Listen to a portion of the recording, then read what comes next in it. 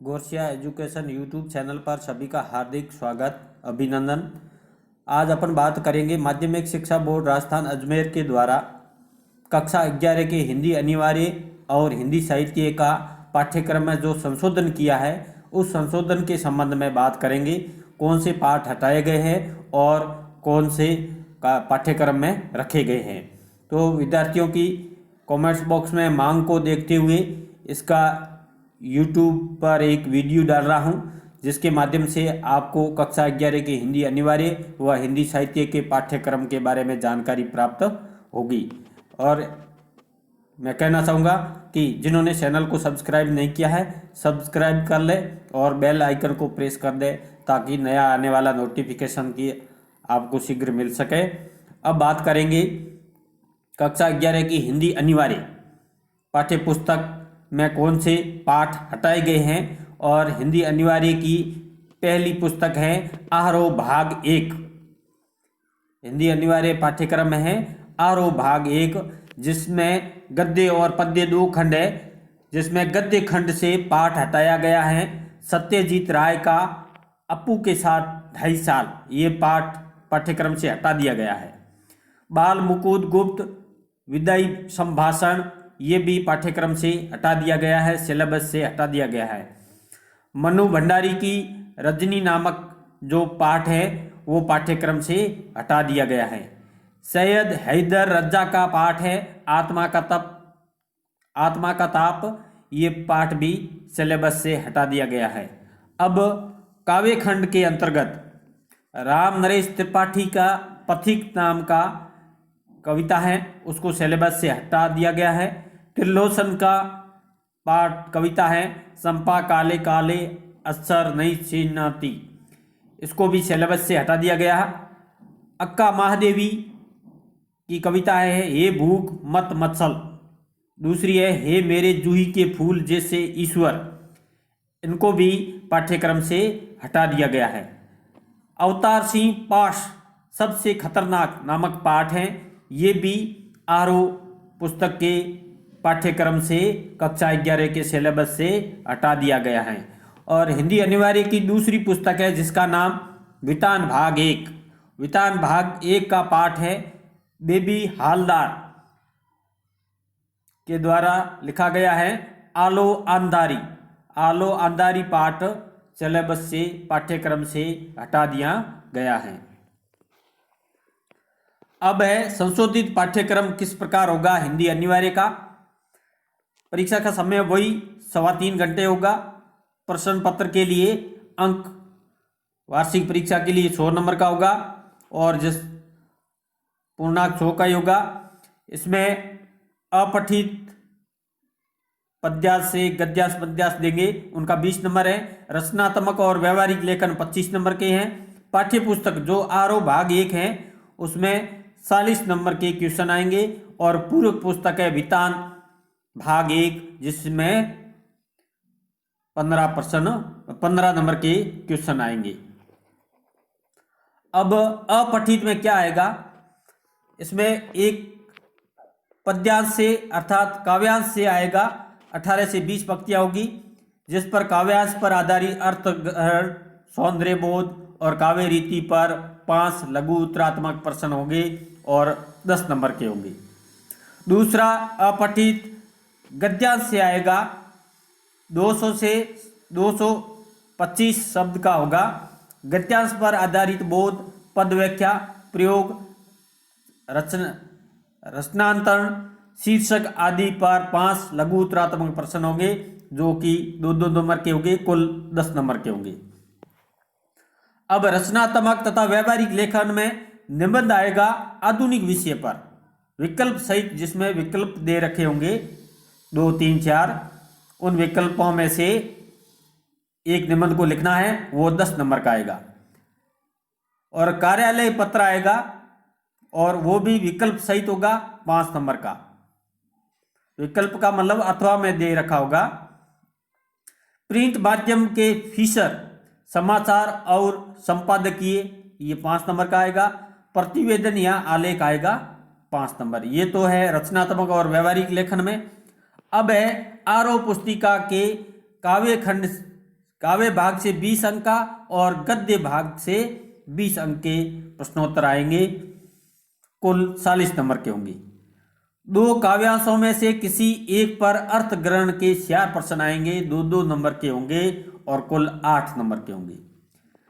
और 2 काव्यांशों में से एक काव्यांश के सौंदर्य बोध पर 2 प्रश्न आएंगे जो कि 3-3 नंबर के होंगे, कुल 6 नंबर के होंगे। ये तो काव्य खंड के भाग की बात कर रहे हैं। कविता की विषय वस्तु पर आधारित 3 लघु उत्तरात्मक प्रश्न आएंगे जो कि 2-2 नंबर के होंगे, कुल 6 नंबर के आगे। ये तो आरओ पुस्तिका के काव्य खंड का या जिसको पद्य भाग कहते हैं उसमें से आएंगे। अब आरओ पुस्तिका के गद्य भाग में क्या आएगा? 2 में से एक गद्यांश पर आधारित अर्थ ग्रहण संबंधित 4 प्रश्न आएंगे जो 2-2 नंबर के होंगे, कुल 8 नंबर के होंगे। पाठों की विषय वस्तु पर आधारित 5 में से 4 बोधात्मक प्रश्न करने हैं, 4 प्रश्न 3-3 नंबर के होंगे, कुल 12 नंबर के। अब है वितान पुस्तिका। वितान में पाठों की विषय वस्तु पर आधारित 4 में से 3 लघु उत्तरात्मक प्रश्न करने हैं और तीनों ही 3-3 नंबर के होंगे, कुल 9 नंबर के होंगे। और इस वितान पुस्तक में से विषय वस्तु पर आधारित 2 में से एक निबंधात्मक प्रश्न करना है जो कि 6 नंबर का होगा। अब संशोधित पाठ्यक्रम में शामिल कौन कौन से पाठ हैं? आरओ पुस्तिका में प्रेमचंद नमक का दरोगा, ये अभी सिलेबस में है। कृष्णा सोबती का मियां नसीरुद्दीन, शेखर जोशी का गलता लोहा, कृष्णनाथ का स्पीति में बारिश, कृष्ण चंद्र का जामुन का पेड़, जवाहरलाल नेहरू भारत माता। ये आरओ भाग 1 के गद्य खंड का सिलेबस में है, पाठ्यक्रम में है, शामिल है। ये संशोधित पाठ्यक्रम में पढ़ना है। अब काव्य खंड के अंतर्गत कबीर है, मीरा है, सुमित्रानंदन पंत है, भवानी प्रसाद मिश्र है, दुष्यंत कुमार है, निर्मला पुतून, ये सब कवियों के बारे में काव्य खंड जो अपने पाठ्यक्रम में है, इनको पढ़ना है, अपने सिलेबस में है, पाठ्यक्रम में है। अब आता है बात पुस्तक वितान भाग 1 में कुमार गंधर्व का भारतीय गायिकाओं में बेजोड़ लता मंगेशकर पाठ्यक्रम में है, अनुपम मिश्र की राजस्थान की रजत बूंदे पाठ्यक्रम में है, भारतीय कलाएं पाठ्यक्रम में है, लेखकों के बारे में पाठ्यक्रम में है। ये वितान के 4 पाठ सिलेबस में है।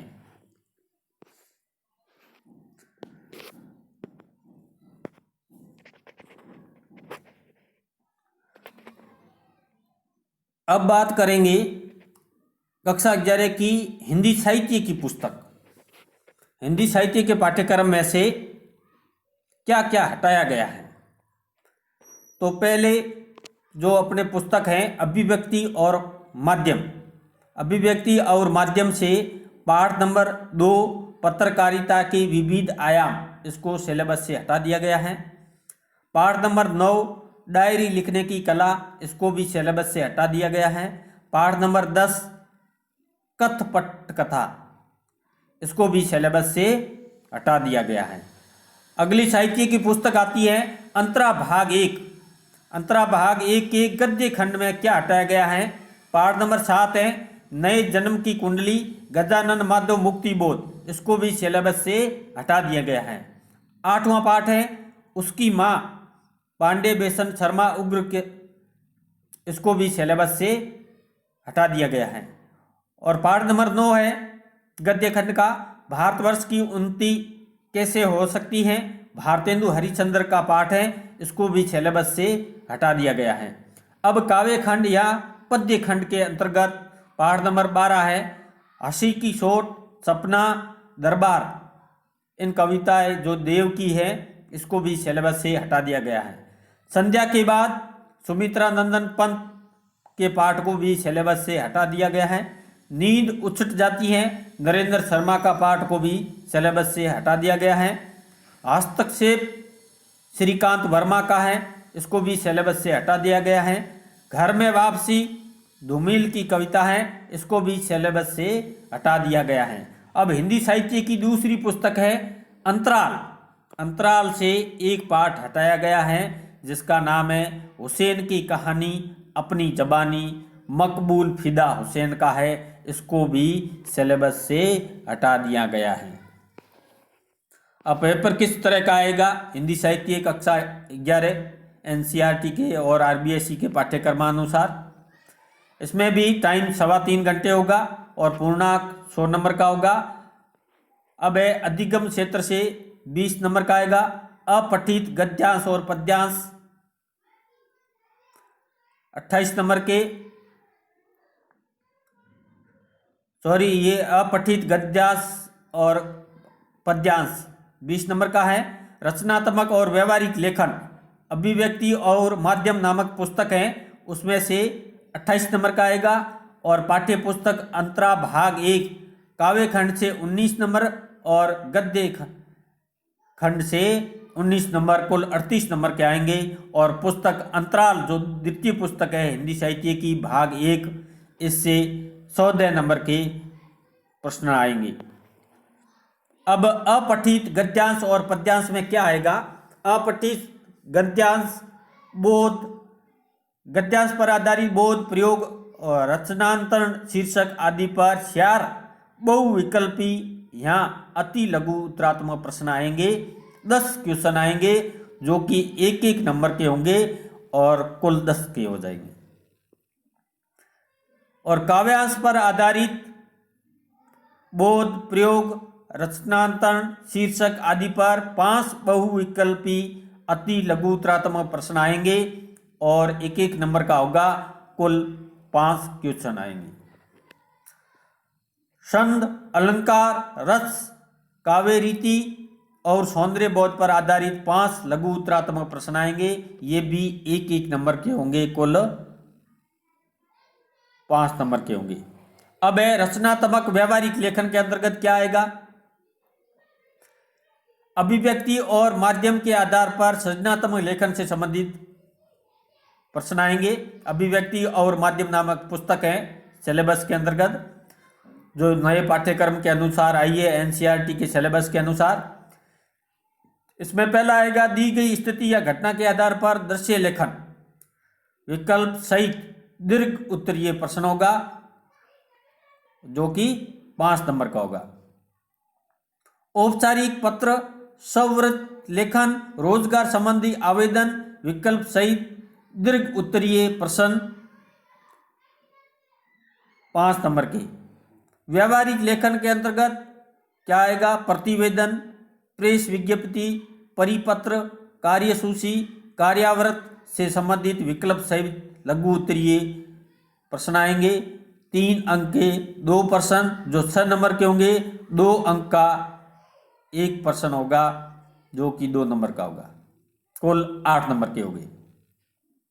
शब्दकोश परिचय से संबंधित बहुविकल्पी प्रश्न आएंगे, 1 अंक का और सब प्रश्न कुल 6 नंबर के होंगे।